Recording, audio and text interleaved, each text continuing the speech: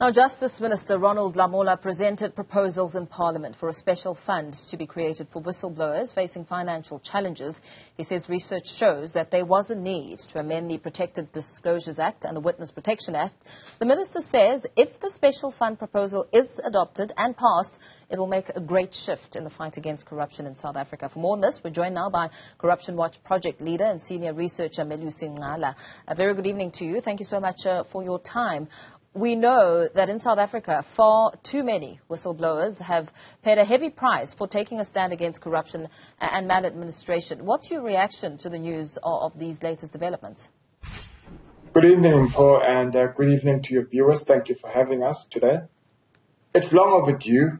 I'm surprised that Ronald Lamola is now highlighting research that has been pretty much in the public domain for quite some time. We've known for a while now that whistleblowers in South Africa are not safe. This country is pretty much toxic with political assassinations, victimization of government officials who blow the whistle on corruption. Nevertheless, it's a welcomed positive step in the right direction. Yeah. And speaking to that research, the minister did say that the research has shown that there is a need to make these amendments, of course, which govern whistleblowing, and that the proposals, if adopted and passed into law, will make a profound shift, and as well as that shift in the fight against corruption. What shifts do you think we'll then begin to see with this piece of legislation? The minister was quite scant in the detail of the research, in his speech at least. He merely highlighted that there needs to be legislative shifts.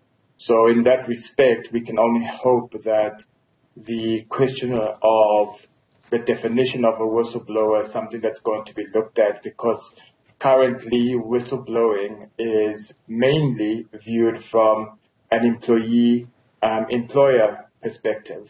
And that in itself presents challenges. And then, of course, there are issues of psychological support for whistleblowers.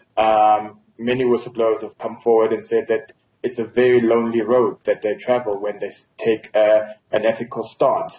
And then, of course, there are issues of finances. Some of these people, when they do blow the whistle on corruption, they experience hardships. They lose their income, and their families are often left destitute. Yeah, and some that we've spoken to here on Newzroom Afrika have had to flee. They've had to leave the country because, of course, of what's at stake, their lives in danger. Yes, I think we are all too familiar with that aspect relating to whistleblowing. Even though Babita wasn't necessarily a whistleblower in the conventional sense, because she also conducted her own investigations. Mm-hmm. We know how that account tragically ended. But whistleblowers forever face victimization, especially in the social justice sector.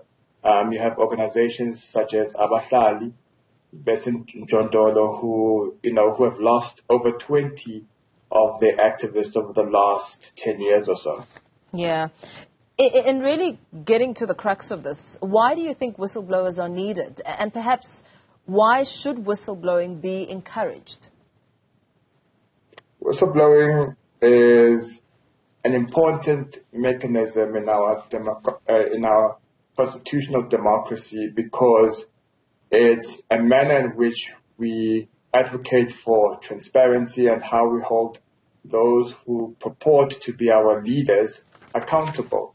We are quite au fait now as the public that, the South African government, at least under this mafia-like administration, does not like to be held accountable. And it's the whistleblowers who have this ethical stance on issues that bring forward very sensitive information to the public domain and to the officials to say that this is what's happening, something needs to get done. Often this is not actually a personal vendetta that these individuals have.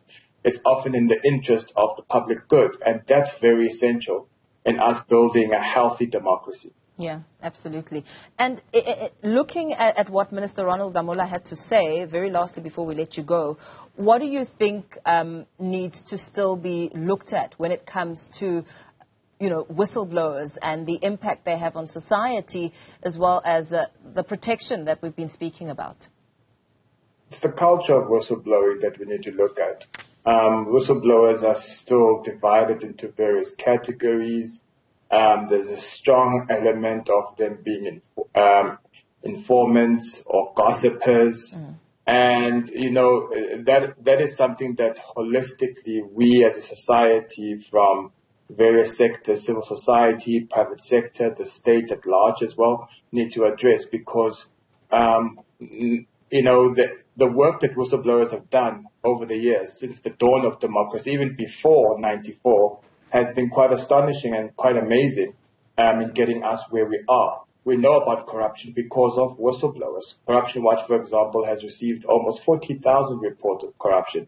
And that is how we've come to understand the manifestation of various forms of corruption. Yeah, absolutely. Thank you so much. Thanks for breaking that down, reacting to the latest developments there. Corruption Watch project leader and senior researcher Melusi Ncala.